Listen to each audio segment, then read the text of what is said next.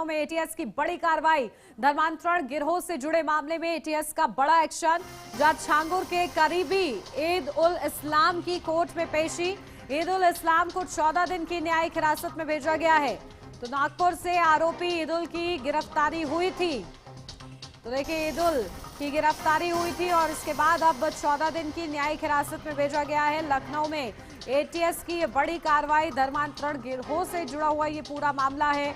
आपको छांगुर बाबा याद होंगे कि किस तरीके से धर्मांतरण का बड़ा रैकेट चला रहा था ये छांगुर, और ऐसे में गिरफ्तारी हुई। इसके बाद उसका करीबी भी गिरफ्तार हुआ और अब उसको 14 दिन की न्यायिक हिरासत में भेजा गया है।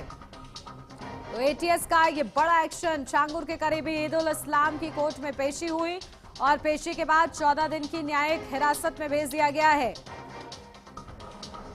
तो नागपुर से बताया जा रहा है गिरफ्तारी हुई थी। छांगुर का करीबी बताया जा रहा है, धर्मांतरण के खेल में शामिल था और इसी को लेकर देखिए अब पूछताछ की जा रही है और 14 दिन की न्यायिक हिरासत मिली है।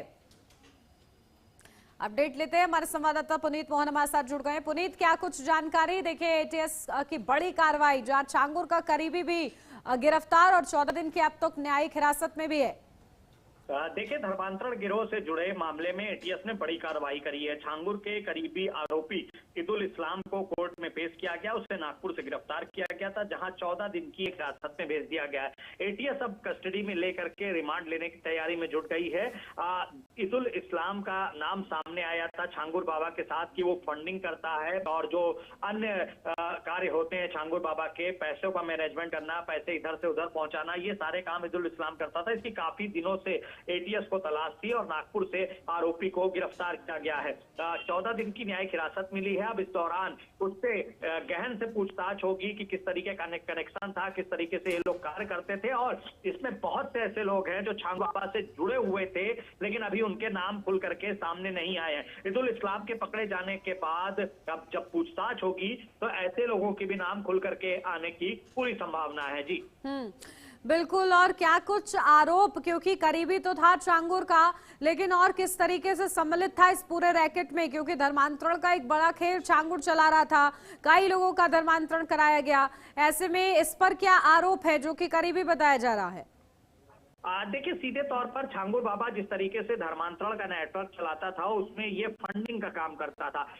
पहले भी ये बात निकल करके सामने आई है कि अगर हिंदू लड़कियों का धर्मांतरण कराया जाता था तो उसकी एक कीमत तय थी, यानी कि जो धर्मांतरण करने वाला लड़का होता था उसे मोटा फंड दिया जाता था। उस पूरे फंड जो मैनेजमेंट है ये ईदुल इस्लाम देखता था।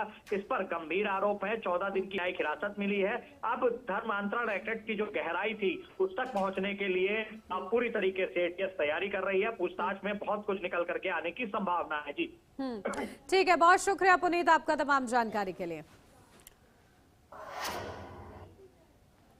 बढ़ेंगे आगे। गायिका नेहा सिंह